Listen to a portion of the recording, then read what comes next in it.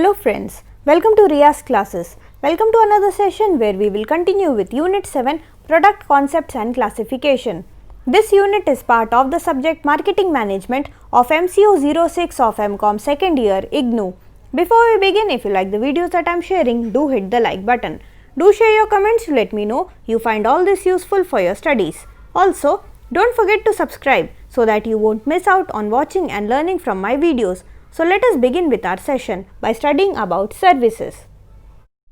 तो आज के सेशन में हम पढ़ेंगे सर्विसेज के बारे में. सर्विसेज होता क्या है, उसका मीनिंग क्या है, स्कोप क्या है, ये सब हम पढ़ेंगे. तो मार्केटिंग में हम जनरली ये मानते हैं कि वहाँ पे खाली प्रोडक्ट्स आता है, बट ये परसेप्शन बिल्कुल भी सही नहीं है, क्योंकि प्रोडक्ट के साथ साथ एक ऐसी चीज़ आती है जो कि आप देख नहीं सकते, बट वो सेपरेटली आइडेंटिफाई आप उन चीज़ों को कर सकते हो. ऐसे चीज़ों को हम बोलते हैं सर्विसेज. सर्विसेज सारे इंटेंजिबल एक्टिविटीज़ होते हैं जो कि सेपरेटली आइडेंटिफाइबल होते हैं. जो भी ह्यूमन बींग्स के नीड होते हैं और वांट होते हैं, उसको सेटिस्फाई करने की क्षमता भी सर्विसेज में होती है. ठीक है, तो सर्विसेज ऐसी चीज़ें हैं जो कि they are separately identifiable. They are essentially intangible activities which provide want satisfaction and which are not necessarily tied to the sale of a product or any other services. ठीक है, तो इसके एग्जाम्पल है, जैसे मैंने बताया पहले भी आपको पढ़ाया हुआ है, इसका एग्जाम्पल है हॉस्पिटल्स आता है, बैंक्स आते हैं, यूनिवर्सिटी हो गया, इंश्योरेंस कंपनी हो गया, fire department, police department, post office. ये सारे के सारे ऑर्गेनाइजेशंस हमको सर्विस प्रोवाइड करते हैं. ये कोई प्रोडक्ट बैठ के बेचते नहीं है, ये हमको सर्विसेज प्रोवाइड कराते हैं. तो ऐसे सेपरेटली आइडेंटिफाइबल इनटेंजिबल एक्टिविटीज जो कि वांट या नीड को सेटिस्फाई करते हैं, इनको हम सर्विसेज बोलते हैं. तो सर्विसेज जो है, अगर हम सिंपल टर्म्स में बोले तो service is a deed, a performance and it is an effort. ठीक है, एक ऐसा एफर्ट होता है, एक ऐसा परफॉर्मेंस होता है जिससे कि हम किसी के नीड को सेटिस्फाई कर सकते हैं. बैंक्स, हॉस्पिटल, बैंक्स में भी SBI हो गया, पंजाब नेशनल बैंक हो गया, ये सारे हमें सर्विसेज प्रोवाइड करवाते हैं. ठीक है, तो services are a series of deeds, processes and performance, और ये इनटेंजिबल होते हैं और हम इसको पर्सनलाइज्ड कर सकते हैं. ठीक है, हम प्रोडक्ट को ज्यादा पर्सनलाइज नहीं कर सकते, बट सर्विसेज के केस में हम सर्विसेज को पर्सनलाइज्ड करके,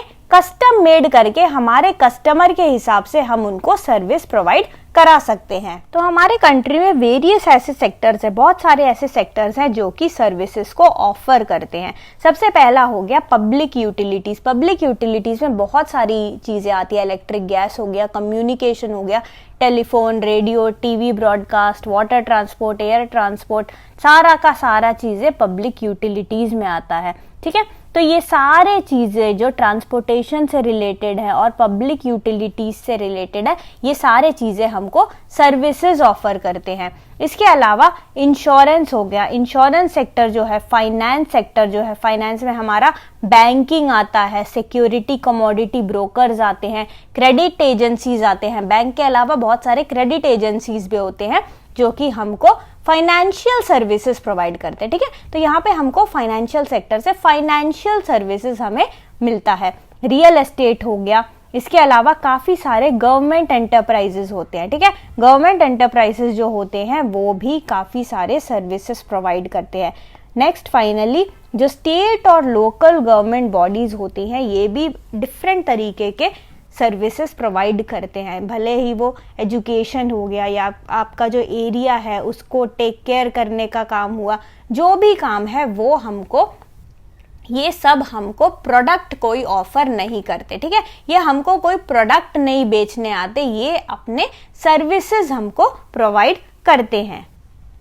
अब हम एक बार डिफरेंस देख लेते हैं बिटवीन सर्विसेज एंड प्रोडक्ट. ठीक है, तो हमने प्रोडक्ट्स के बारे में बहुत ज़्यादा पढ़ लिया और सर्विसेज के बारे में भी एक बार देख लिया कि सर्विस और प्रोडक्ट होता क्या है.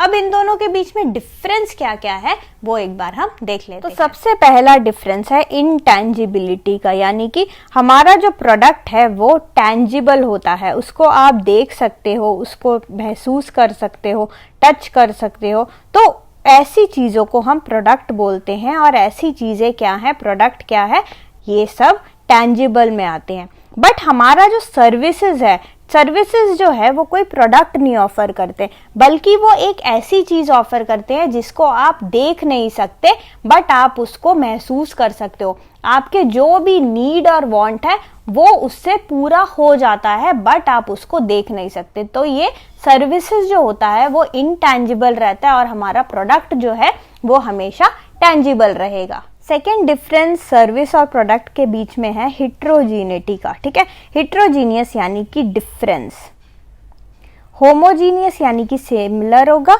हिट्रोजीनियस यानी कि डिफरेंट। अगर हम प्रोडक्ट की बात करें, प्रोडक्ट जो है वो मैन्युफैक्चर होके आता है। ठीक है, सारे प्रोडक्ट्स जो होते हैं वो ऑलमोस्ट आपको सिमिलर मिलेगा। ठीक है, उसके फीचर सिमिलर रहेंगे, उसका पैकिंग सिमिलर रहेगा, उसमें से जो आपको एक्सपीरियंस हो रहा है ऑलमोस्ट वो सिमिलर ही रहता है। तो जो प्रोडक्ट है वो क्या है, उसमें जो भी आपको प्रोडक्ट दिखेगा वो आपको सिमिलर मिलेगा।